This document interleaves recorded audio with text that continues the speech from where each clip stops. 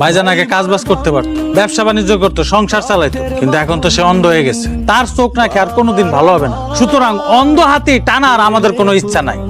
এখন থেকে ভাইজান রইলে আমাকে পরিবার থেকে আলাদা হয়ে যাবো। এইটা কি তোর সিদ্ধান্ত নাকি আদেশ?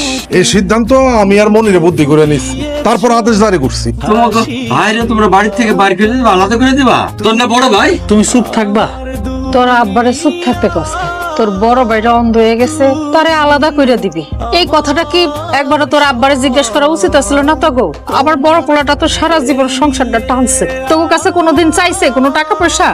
পারলে দিছস, না পারলে না দিছস। আজকে 2 দিন হচ্ছে আমার পোলাটা অন্ধ হয়ে গেছে, আর এখনই তোরা শুরু করে দিছস আমার পোলাটা আলাদা করে দিবি। তুমি আবার আমাকে মধ্যে কথা কও কেন? বড় ভাইজানরে তো আর এমনি এমনি আলাদা করে নাই, সে অন্ধ, সেই কারণে তার আলাদা করা হয়েছে। তাছাড়া তার খাওয়া দাওয়া দেখা শোনা একটা ব্যাপার আছে, এগুলা কার ঠেকা লাগছে? কে দেখবে এগুলা? আজকাল একজন মানুষ নিজের খুরপুর চালাইতে কষ্ট হয়ে যায়, তার উপর ওনার খুরপুর চালাবে ওকে। উনি বিবাহিত, ওনার বউ আছে, উনি ওনারটা চালাইবো, ওনার বউয়ের খরচ চালাইবো। আমরা চালাইতে পারবো না, আমরা কোনো দায়ও নিতে পারবো না। আমার স্বামীর তো ইনকাম বন্ধ, আমরা কিভাবে চলবো?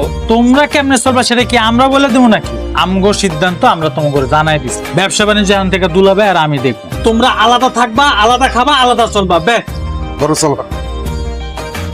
তোমাকে একটা কথা বলতাম। বলো। দেখো, তোমার বোনের তো বিয়ে হয়ে গেছে, তাও সে বাড়িতে থাকে, আর বাকি রইলো তোমার ভাই, সেও এখন বড় হয়ে গেছে।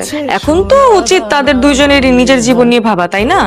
তুমি তাদেরকে আলাদা করে দাও, তোমার ঘাড়ের উপরে বসে এভাবে খেলে তো তারা জীবনে কিছু করতেই পারবে না।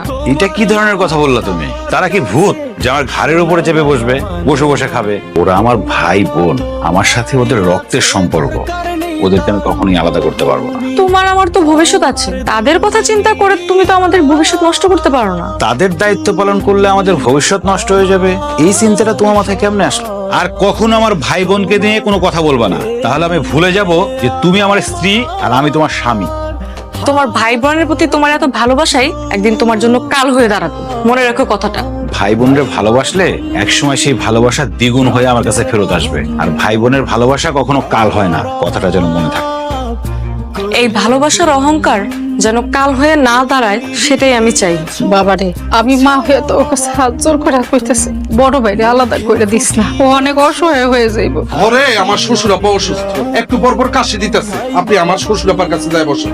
আপনি আমগো মাঝে কথা বলতে আইসেন। তুমি এইবারের মায়ের জামাই, আমি এই বাড়িতে থাকি বইলা তোমার মা আমার মুখের উপর খোঁটা দিয়া দিল। তুমি এটা খুব খারাপ করলা, তুমি এখান থেকে ঘরে যাও। আমি আবারও কইতেছি, তোরা তোর বড় ভাইরে আলাদা করিস না। তোরা ও এই সংসারটার জন্য কি না করছে? তোকে লেখাপড়া করায় নাই, তোরে ভালো জায়গায় বিয়া দেয় নাই, তোর জামাইরে চাকরি দেয় নাই, তোরা সব ভুলে গেলি। তুমি আর আব্বা কি 2 বেলা খাইতে চাও নাকি রাস্তাঘাটে ভিক্ষা করতে চাও? কোনটা? কি করলি তুই? তুমি যদি ভাইজানের পক্ষ নিয়ে কথা কও, তাহলে তোমাকে দায়িত্ব আমরা নিতে পারবো না। ভাইজানের লগে লগে তোমার ওই বাড়ি থেকে বাইর করে দেবো। তোরা 3টা ভাই বোন একই পেটে ছিলি, পরে তোরা আলাদা করিস না মা। ব্যবসা বাণিজ্য, টাকা পয়সা সবকিছু না আমার হাতে, সুতরাং তারা যা কিছু করবে আশা করি ভালো মন্দ বুঝে শুনেই করবে। শুনছ আম্মা, যদি কয়টা খাইতে চাও, ওষুধ বড়ি খাইতে চাও, তাহলে আমাদের কথা শুনো।